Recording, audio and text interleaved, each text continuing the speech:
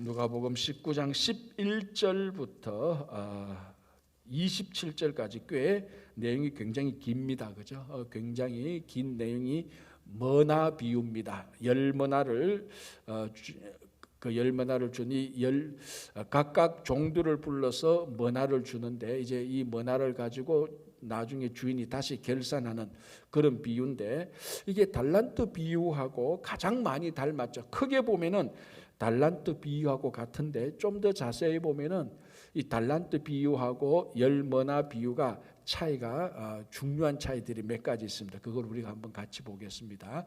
자, 오늘 이 비유를 보기 전에 먼저 그 당시에 실제 일어났던 역사적인 사건 하나를 우리가 기억해야 됩니다. 그게 뭔가 하면은, 자, 헤롯 대왕이 죽었습니다. 헤롯 대왕이 죽고 난 다음에 이제 그 뒤를 이을 이제 왕을, 이제 후임자를 정해야 되는데, 그 가운데 헤롯 대왕의 아들 가운데 아켈라오라는 사람이 이제 헤롯 대왕의 뒤를 이어서 그 유대 그 가나안 전체를 이제 다스리려고 했습니다. 자, 그러면 그 당시는 왕이 되려고 하면은 그 당시에 그 지역 전체에는 왕이 되려고 하면 반드시 로마 제국의 허락이 있어야 됩니다. 옛날에 우리 그 고려 시대 때 그 중국의 허락을 받아야 왕이 되는 거하고 똑같습니다. 그래서 이 아켈로 왕이 로마를 방문하게 됩니다. 그 로마를 친히 방문해서 로마 황제를 알련하고, 내가 우리 아버지 뒤를 이어서 거기서 그 전체를 다스릴 수 있도록 허락해 주십시오. 이제 그래서 허락이 떨어져야 하는 겁니다. 근데 아켈라오가 이제 로마 제국으로 가는 이 도중에 그 유대인들이 이 아켈라오가 헤롯 대왕을 이어서 전체를 다스리는 것에 대해서 굉장히 반감이 있었습니다. 그래서 유대인들이 회의를 해서 로마 황제에게 호소를 하도록 했습니다. 그래서 유대인 사절단 50명을 로마로 보냅니다. 같이. 이제 아켈라오는 가고, 또 유대인은 유대인대로 사절단은 가고. 그래서 이 유대인 사절단이 로마 황제를 만났든지 아니면 그 밑에 비서실장을 만났든지 해서 이 호소 내용이 로마 황제에게 들어갑니다. 그 내용이 뭔가 하면은, 제발 아켈라오는 우리 전체를 다스리는 왕의 능력과 자질이 안 됩니다. 그래서 고려해 주십시오. 강력히 이제 이 호소를 합니다. 로마 황제가 가만히 듣고 그 호소 내용을 보니, 이렇게 거기에 살고 있는 주민들이 이렇게 강력하게 아켈라오를 반대하니, 이 아켈라오를 전체 왕으로, 그러니까 헤롯 대왕의 후임자로 정하기에 좀 한 번 더 생각해 보자. 이제 그렇게 된 거예요. 그래서 로마 황제가, 그렇다면은 아켈라오, 네가 진짜로 그 지역을 잘 다스릴 수 있는지 좀 점검해 봐야 되겠다. 그래서 점검하는 기간, 그 점검하는 차원에서 전체 다는 다스리지 말고 분봉왕으로 한번 다스려 봐라. 한 지역을 주어서 다스려 봐라. 그래서 유대인들이 나중에 좋은 평가가 오면은 내가 너 전체를 다 다스리도록 하겠다. 이렇게 이제 로마 황제가 허락합니다. 그러니까 유대인 사절단의 소기의 목표가 달성된 겁니다. 그런데 이제 이렇게 해보니까, 나중에 이밸류에이션을 해보니까 로마 황제가 볼 때 이 아켈라오가 전체를 다스리기에 부족하다. 그래서 진짜 왕이 못 되도록 로마 황제가 나중에 허락을 하지 않습니다. 이런 사건들이 있었습니다. 그러니까 쉽게 말해서 아켈라오가 유대 전체를 다스리는 왕이 되려고 로마로 갔는데, 유대인들이 사절단을 보내서 못되게 방해를 해서 그 왕이 못된 그런 역사적인 사건들이 있습니다. 요 사건들이 이 열머나 비유하고 아주 흡사합니다. 자, 한번 보시기 바랍니다. 12절. 자, 11절 볼게요. 먼저, 그들이 이 말씀을 듣고 있을 때에 비유를 더하여 말씀하시니, 이는 자기가 예루살렘에 가까이 오셨고 그들은 하나님의 나라가 당장에 나타날 줄로 생각함이더라.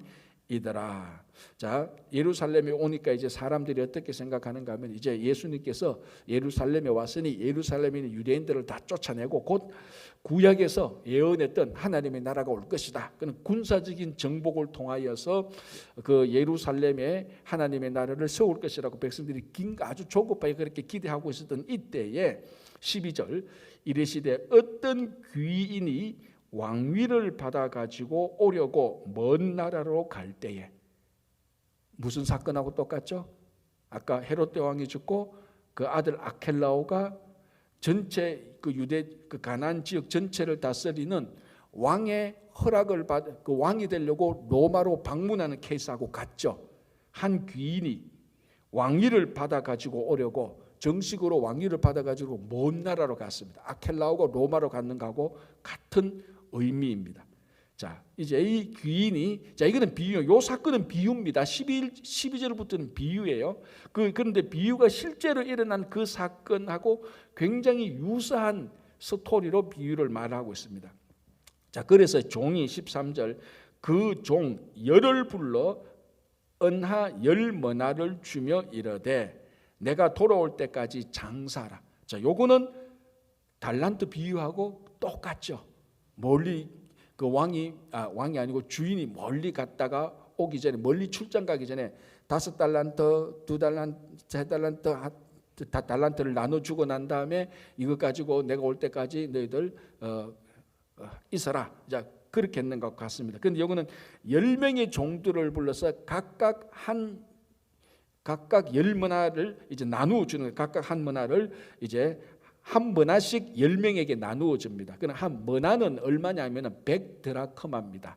드라크마는 데나리온이죠. 데나리온은 뭡니까? 이게 하루 노동자 하루 품삯이죠. 그러니까 한 머나는 100데나리온이니까 노동자 한 사람이 100일 동안, 그러니까 3개월 하고 10일 동안 일했는 거. 뭐 오늘날 우리 좀 따지면 물가도 오르고 있으니까 3만 불에서 4만 불 정도, 뭐 그 정도 될 겁니다. 요거를 10명의 종들에게 다 나누어 주고 내가 왕위를 받아올 테니 너희들 이거 가지고 장사해라.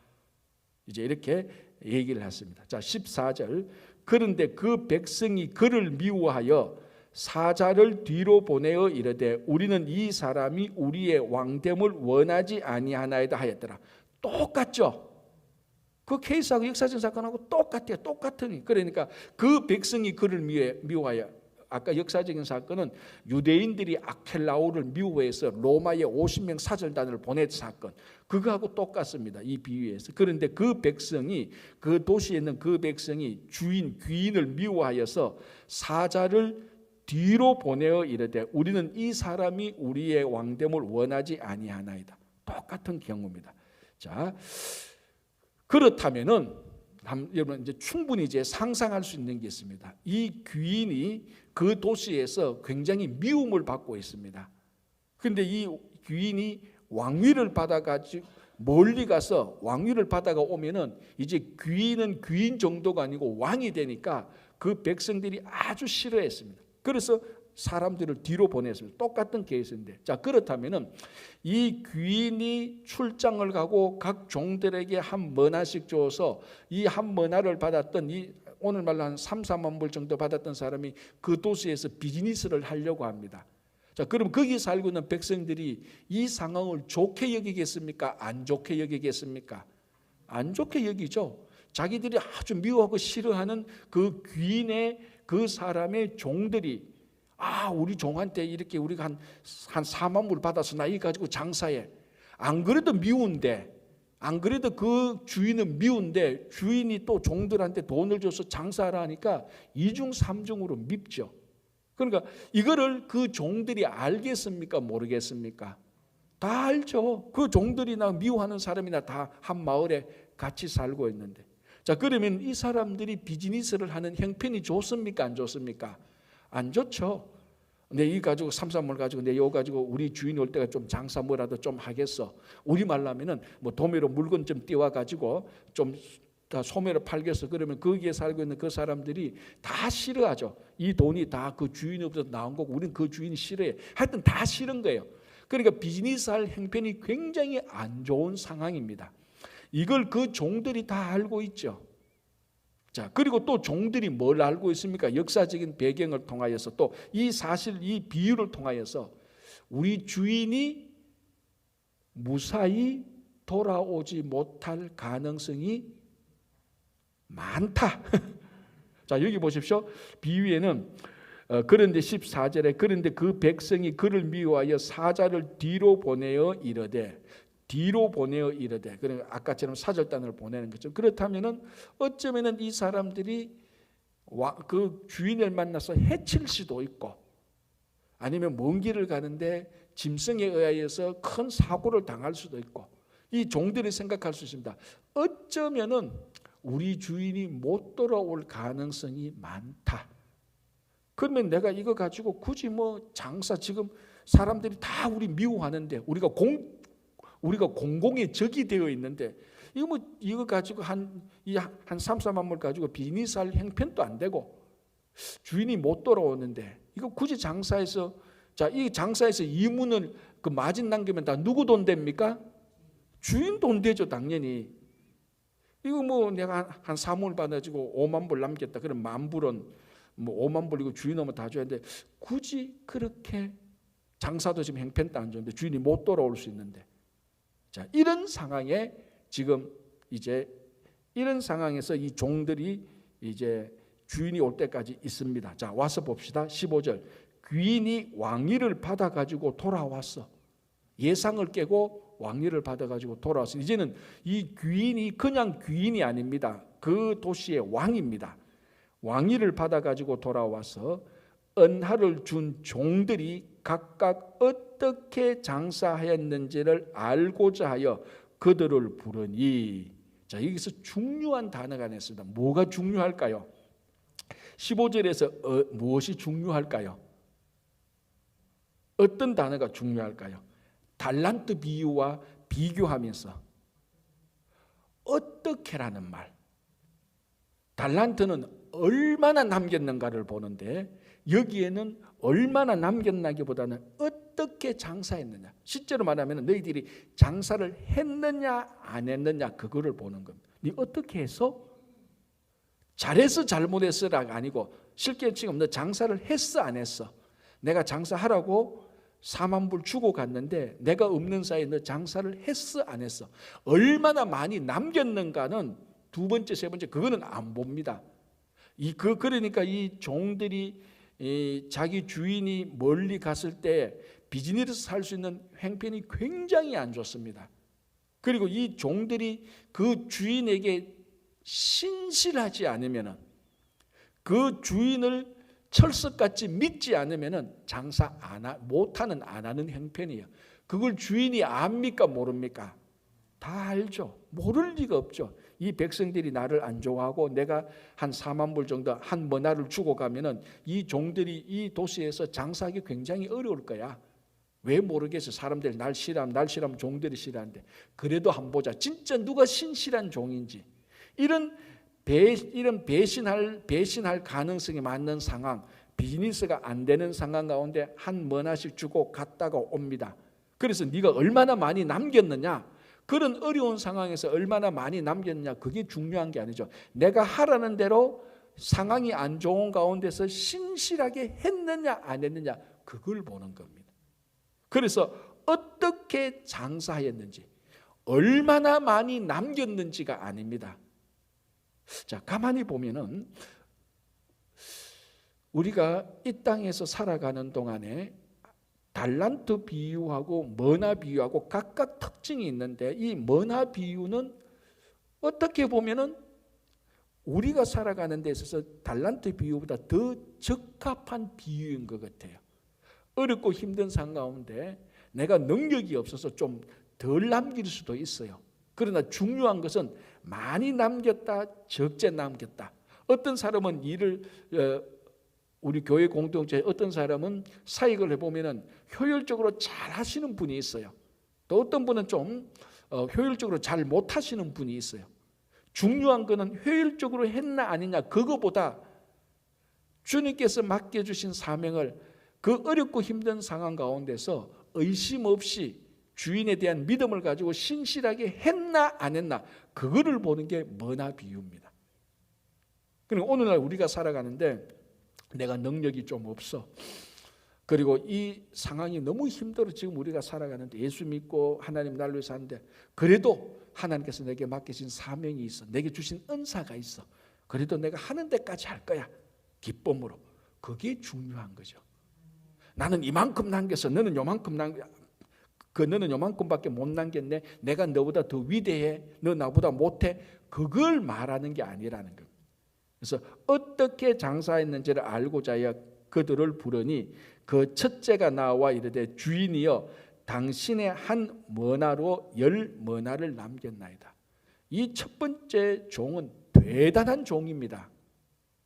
그 상황 가운데서 신실하게 주인이 하라는 대로 다 했어요. 했는데다가 그렇게 악조건 가운데서도 10배를 남겼어요.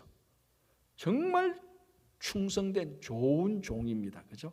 자, 17절 주인이 이르되 잘하였다. 착한 종이요. 자, 여기서 착하다는 말 하나님의 성품입니다. 하나님께서 천지를 창조하시고 보시기에 좋았더라. 그 좋았더란 말하고 착한 말하고 같은 단어예요. 하나님이 보시기에 좋은 종이에요. 착한 종이여 너가 지극히 작은 것에 충성하였으니 열고을 권세를 차지하라. 이제 왕이 되었으니까 그도스의 왕이 되었으니까 그 왕에도 막 이렇게 고을들이 많잖아요. 너 보니까 너 한 머나로 이렇게 어렵고 힘든 상황 가운데서 한 머나로 10머나를 남겼다면 너는 10고을 다스리고도 되겠다. 너 내 밑에서 10고을을 다스려. 이렇게 이제 임명을 하는 거다. 왕이 되었으니까 그 지역에서 임명할 수 있자. 18절 그 둘째가 와서 이르되 주인이여 당신의 한 머나로 5머나를 만들었나이다. 19절 주인이 그에게도 이르니 너도 5고을을 차지하라. 다 충성된 종이에요. 다 충성된. 자, 20절 또 한 사람이 와서 이르되 주인이여 보소서 당신의 한 머나가 여기 있나이다. 내가 수건으로 싸두었었나이다. 이는 당신이 엄한 사람인 것을 내가 무서워함이라. 당신은 두지 않은 것을 취하고 심지 않은 것을 거두나이다. 이 종은 주인이 하도 엄한 사람이라서 그러니까 두지 않은 것을 취하고 심지 않은 것을 거두니까 이거 가지고 혹시나 장사를 해서 실수할까 그런 것도 있었고 이런 것도 있었을 겁니다. 주인 안 돌아올 수 있어. 지금 우리 주인이 이 마을에 이 도시에서 얼마나 미움을 받는데 이런 상황에서 내가 어떻게 장사를 해? 오히려 그냥 가만히 두고 있자. 그렇게 했던 것이 세 번째 종입니다. 자, 27절 주인이 이르되 악한 종아 내가 내 말로 너를 심판하노니 너는 내가 두지 않은 것을 취하고 심지 않은 것을 거두는 엄한 사람인 줄로 알았느냐. 첫 번째 책망이 뭐냐면은 주인이 세 번째 종에게 하는 첫 번째 책망은 너 주인을 몰랐냐? 나는 너한테 주지 않은 것에서 어떤 것을 받는 사람이 아니야. 나 그렇게 엄한 사람이 아니야. 그러니까 이 셋째 종의 첫 번째 잘못은 주인이 어떤 분인지를 전혀 몰랐습니다. 자기 생각으로 주인을 바라본 겁니다. 주인은 엄한 사람이 아니었어요. 만약 여기서 우리가 왜 엄한 사람이 아닌가를 알 수 있는가 하면은 주인이 10머나를 각각 한 머나씩 주고 가서 돌아와서 진짜 엄한 사람이고 셋째 종이 알고 있는 주인의 모습대로 한다면 주인은 뭘 카운트해서 해야 됩니까? 내가 한 머나 줬는데 너 얼마나 남겼어? 얼마를 따져야 되는 겁니다. 너 이것밖에 못 남겨서 이런 게으른 그렇게 해야 되는 게 그런 주인의 모습이 세 번째 종이 생각하는 주인의 모습이에요. 그런데 첫 번째, 두 번째 보니까 그런 주인이 아니에요. 그러니까 이 셋째 종은 주인을 완전히 착각하고 잘못 알고 자기 생각으로 알고 있었어요. 우리가 하나님을 잘못 아는 거하고 똑같죠. 우리가 하나님을 맨날 엄한 하나님으로만 보는 겁니다. 맨날 심판하는 하나님으로 보고 맨날 막 이렇게 하면 날 지옥에 보내지 않을까 그렇게 보는 하나님의 그 본심을 모르고 있는 우리와 같은 겁니다. 그러니까 셋째 종의 첫 번째 잘못은 주인을 몰랐다는 겁니다. 우리가 하나님을 제대로 하나님인지 모르는 것이고요. 자, 23절에 보면 그러면 어찌하여 내 돈을 은행에 맡기지 아니하였느냐. 그리하였으면 내가 와서 그 이자와 함께 그 돈을 찾았으리라 하고. 자, 얼마나 많이 남겼는 걸 보고 이걸 가지고 네가 뭘 했느냐를 보는 게 야, 그렇다면은 네가 그거 손해 볼 거 이게 만약에 이런 험악한 상황에서 비즈니스를 해서 손해 볼 게 걱정이 되었다면 은행에라도 맡겨놓으면 최소한 얼마의 이자라도 남지 않겠냐. 그걸 말하고 있습니다. 그러니까 이 셋째 종은 게으르고 주인도 모르고 주인이 안 돌아올 거야. 그 주인에게 신실하지 못했던 것. 그러니까 쉽게 말하면 주인이 언제든지 주인이 안 돌아왔으면은 한 문화 가지고 충분히 도망갈 사람이었을 겁니다. 그러니까 신실하지 못하고 주인을 제대로 알지 못하고 게으른 그 종입니다. 자, 그래서 24절 곁에 섰는 자들에게 이르되 그 한 머나를 빼앗아 10머나 있는 자에게 주라. 오히려 그 하나를 빼앗아 더 많이 있는 자에게 주었습니다. 자, 여기서 재미있는 게 하나 있는데 23절에 그러면 어찌하여 내 돈을 은행에 맡기지 아니하느냐. 뭐가 재밌습니까? 은행이란 말이 나오는 게 재밌지 않습니까? 이게 2000년 전 갈릴리 예루살렘 그 지역에 있었던 일, 아직 여기 예루살렘에 올라가기 전이지 않습니까? 거기에 은행이 있었다고? 은행은 여러분 알죠? 자본주의의 상징입니다. 그죠? 자본이 있으면 은행이 있는 겁니다. 그런데 2000년 전에 예수님이 비유를 하는데 은행에 돈을 맡기고 이자를 찾고, 예수님이 어디 출신이에요? 나사렛, 갈릴리 나사렛. 갈릴리 중에서도 나사렛은 깡촌입니다. 그 갈릴리 주변에도 도시들이 많잖아요. 그 중에서 최악의 레벨의 제일 안 좋은, 제일 낮은 레벨의 도시가 나사렛이에요. 거기는 은행이 없어요. 은행도 없고 학교도 없고 뭐 아무것도 없어요. 그냥 사람들 한 많아야 300명 모여가 사는 아주 우리나라 깡촌 중에 깡촌이. 그 사신 예수님께서 은행 비유를, 은행을 얘기하고 있다. 그래서 제가 지난 주간인가요? 그 신약 탐구 성경 탐구 40일 할 때 이런 걸 얘기했습니다. 그 지리를 볼 때 나사렛. 그러니까 수요일 성경 공부를 하셔야 된다니까요. 그러니까 제가 자꾸 설명을 하니까 시간이 자꾸 오래 길어지지. 그래서 왜 목사님이 설교가 오래 길어지냐, 제 잘못이 아니고 여러분들이 공부를 안 했어요.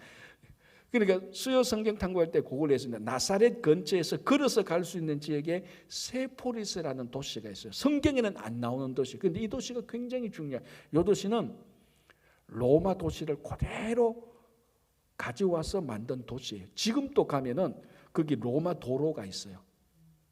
그리고 그 당시에 우리말 하면은 그 상점가, 아케이드 쪽에 있는 그 기둥들이 다 있어요.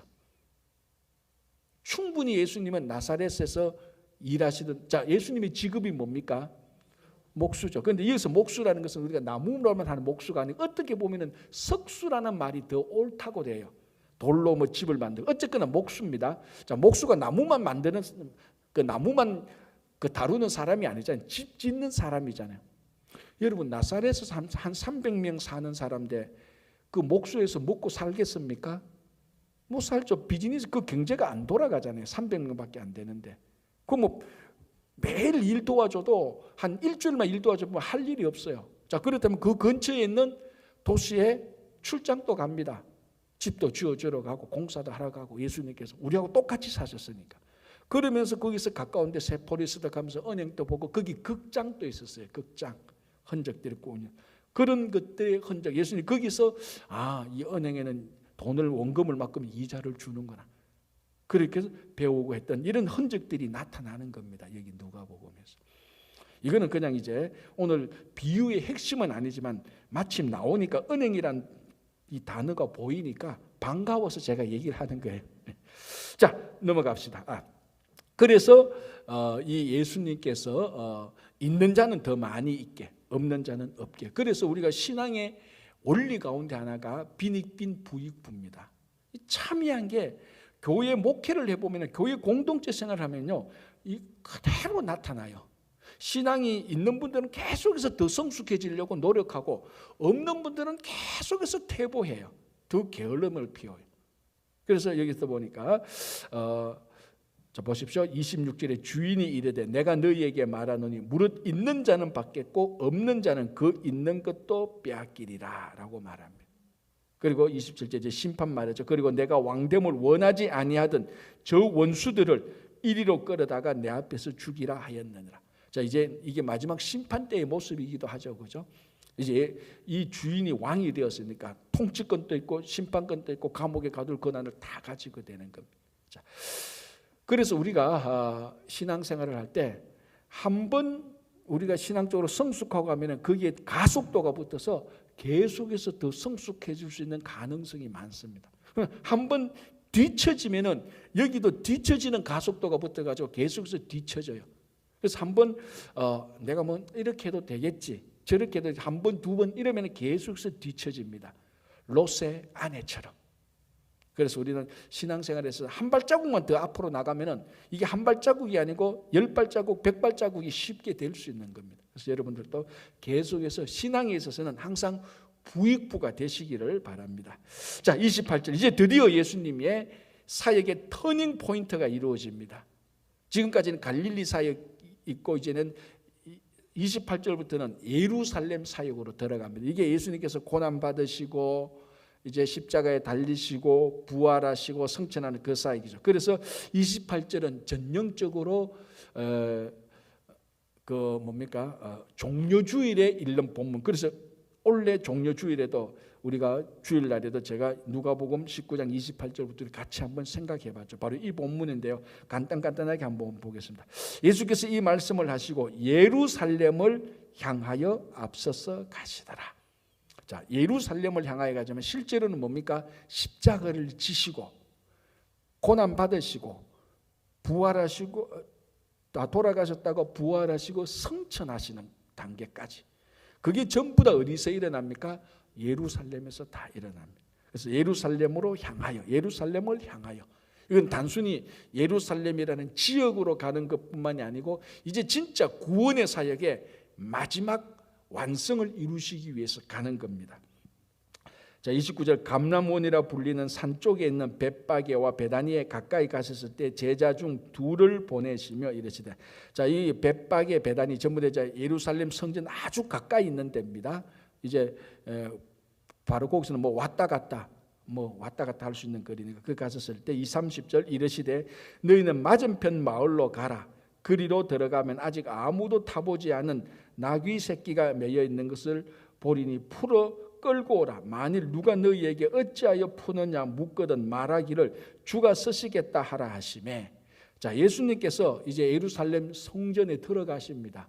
그런데 어떻게 들어가십니까? 나귀 새끼를 타고 들어갑니다. 이게 스가랴 9장 9절에 나오는 메시아께서 이 땅에 오실 때 왕으로 메시아로 오실 때 나귀 새끼를 탄다는 그 내용, 그 스가랴 선지자가 예언했던 내용이 있습니다. 그걸 이제 예수님께서 성취하시는 겁니다. 그런데 이제 여러분 아시다시피 이 당시 로마 제국이나 다른 제국 또는 다른 왕들이 전쟁에서 이기고 자기 본국으로 돌아와서 성에 들어갈 때는 나귀 새끼를 안 타죠.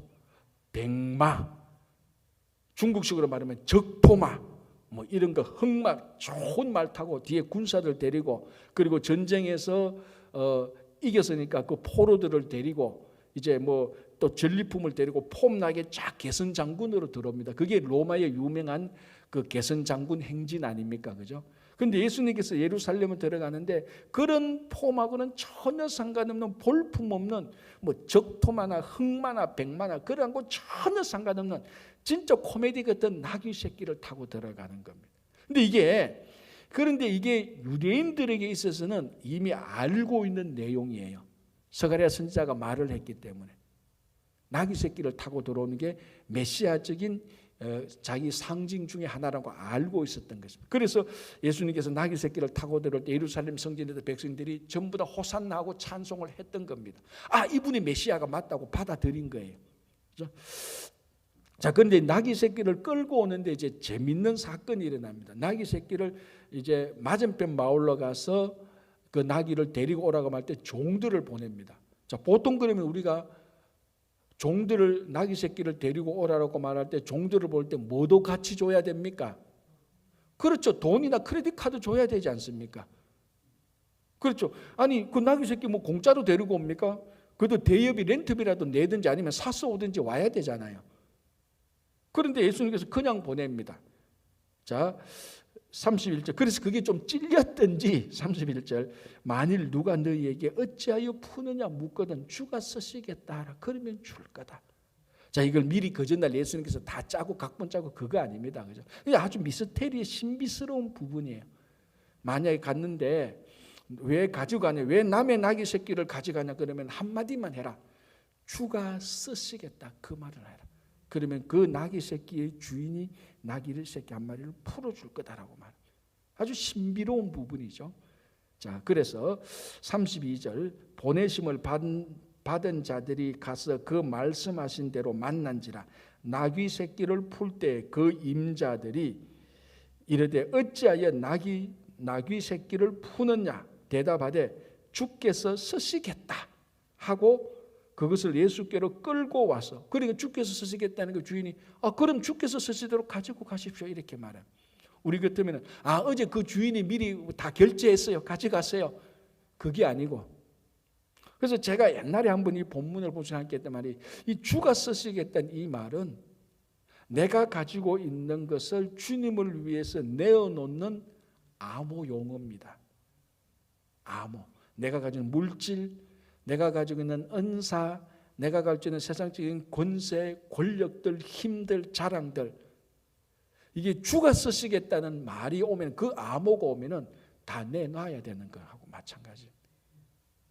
그렇죠?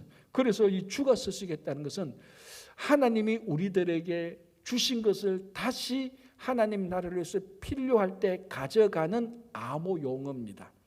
우리 군대 가면은 암호 그러면 뭐 딱 암호를 딱 대면은 문 열어주고 다 그러잖아요.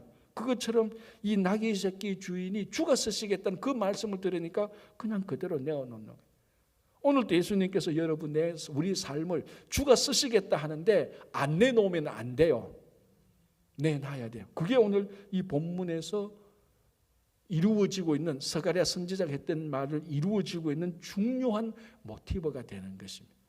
주가 쓰시겠다 해도 왜 주가 써? 내가 써야지. 그러면 이제 일이 안 되는 거예요. 하나님 나라가 안 이루어지는 거예요. 그렇죠? 자, 그래서 나귀 새끼를 가지고 이제 우리가 잘 아는 대로 백성들이 막 겉옷을 내어놓고 앞에 깔고, 자, 겉옷이라는 것은 굉장히 중요한 자기 재산 아닙니까? 그리고 자기 정체성이지 않습니까? 그래서 왕이 오니까 자기 겉옷을 내어놓고 막 호산나 찬양을 합니다. 자, 36절 보시기 바랍니다. 가실 때 그들이 자기의 겉옷을 길에 펴더라. 이미 감람산 내리막길에 가까이 오매 제자의 온 무리가 자기들이 본 바 모든 능한 일로 인하여 기뻐하며 큰 소리로 하나님을 찬양하며 이르되 찬송하리로다 주의 이름으로 오시는 왕이여. 확실히 메시아를 확인했습니다. 확신하고 지금 부르는 게 주의 이름으로 오시는 왕이요, 전형적인 메시아입니다. 하늘에는 평화요 가장 높은 곳에서는 영광이로다. 이게 누가복음에서 예수님께서 오실 때는 하늘엔 영광, 땅에는 평화하고 그 패턴하고 아주 유사하죠. 자, 39절 무리 중 어떤 바리새인들이 말하되 선생이여 당신의 제자들을 책망하소서. 자, 우리가 지난 종려주일 때 했던 겁니다. 그죠? 바리새인들이 두 가지 이유죠. 첫 번째는 여기서 왕이라고 말하면 어떡하냐. 이 소리가 로마로 들어가면 로마가 군사들을 보내서 우리 다 반역 국가, 반역 도시로 볼 수도 있다. 굉장히 정치적으로 위협을 느낄 수도 있고, 아니면은 무슨 왕이냐? 예수 우리가 다 얘기를 듣고 다 하는데 왕 아니야. 그런 어떤 종교적인, 그러니까 정치적으로 반역을 두려워했을 수도 있고, 종교적으로 어떤 시스템, 그리고 예수님을 메시아로 인정하지 않는 그런 어떤 책망. 어쨌든 그게 정치적이든 종교적이든 공통적인 건 뭡니까? 예수님을 찬양하는 것을 못하게 하는 겁니다. 그죠? 그 이유가 무엇이든지 간에. 자, 그러니 그 유명한 말씀을 하지 않습니까? 40절 대답하여 이르되 내가 너희에게 말하노니 만일 이 사람들이 침묵하면 돌들이 소리 지르리라 하시니라. 돌이 소리 지를 뻔했어요. 돌들이 소리 지를 뻔했다니까 여태. 그죠? 자, 그래서 이 사람들이 침묵하면 돌들이 소리 지르겠죠. 그만큼 예수님은 당연히 찬양 받아야 될 분이다라는 것을 얘기하는 겁니다. 그죠? 자, 41절, 42절, 43절, 44절 예루살렘을 향한 탄식입니다. 자, 예루살렘의 뜻이 뭐죠? 평화의 도시 아닙니까? 자, 이 평화의 도시에 평화의 왕이 들어옵니다. 그런데 예루살렘은 어떻게 합니까? 평화의 왕을 영접하지 못하고 배척하고 십자가에서 달려 죽게 하는 겁니다. 평화의 왕이 평화에 왔는데 평화가 이루어지지 않는 거예요. 그래서 여기 보십시오. 이 42절에 이르시되 너도 오늘 평화에 관한 일을 알았더라면 좋을 뻔했겠다. 자, 여기서 평화에 관한 일을 헬라어로 보면 평화에 대한 조건입니다. The terms of peace. 평화에 대한 조건들.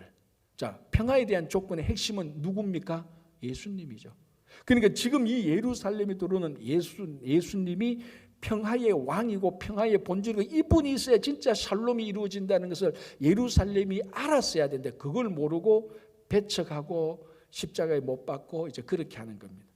자, 이거는 예수님께서 성탄절 때에 처음 성탄절 때 베들레헴에 오셨을 때 그 예수님을 위해서 자리를 내어주지 않는 것하고도 똑같죠. 베들레헴이 뭡니까? 떡집이잖아요. 예수님께서 생명의 떡으로 왔는데도 떡이 왔는데도 자리를 하나 내주지 못하는 거고 아주 유사해요. 그러니까 예수님의 사역에 주어지는 호칭들, 생명의 떡, 뭐 이런 평화의 왕, 세리와 죄인의 친구, 이런 예수님에 대한 그 호칭들이 이렇게 주어지는데 그 호칭들이 필요한 그곳에서 예수님께서 있을 때에 항상 어떤 장소나 어떤 일은 예수님을 알아보지 못하는 겁니다. 오늘날 우리들이 진짜 예수님을 못 알아보는 것하고도 많이 유사하죠. 진짜로 우리가 예수님이 어떤 분인가를 알아본다면 지금보다 훨씬 더 많이 우리는 성숙했을 겁니다. 진짜 십자가의 의미가 무엇인 줄 안다면 우리는 지금보다 훨씬 더 성숙하고 지금보다 훨씬 더 좋은 가정 공동체, 교회 공동체를 성숙한 공동체로 우리를 만들어 나갈 수 있는 겁니다.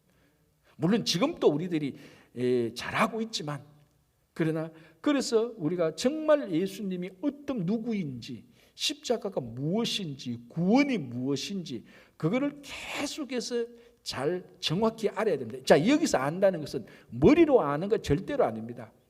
우리 삶을 경험하고 기도하면서 하나님과 동행하면서 아픔을 당하면서 고난을 당하면서 그 고난 가운데서도 하나님을 배신하지 않고 도망가지 않고 계속해서 그 고난의 의미를 찾기 위해서 스트럭을 하면서 예수님이 누군지 십자가가 무엇인지 하나님 나라가 뭔지를 알게 되는 겁니다. 그렇죠? 그런데 이 예루살렘이 그걸 몰랐다. 그래서 심판을 받게 될 것이다 라고 말을 하게 되는 것입니다.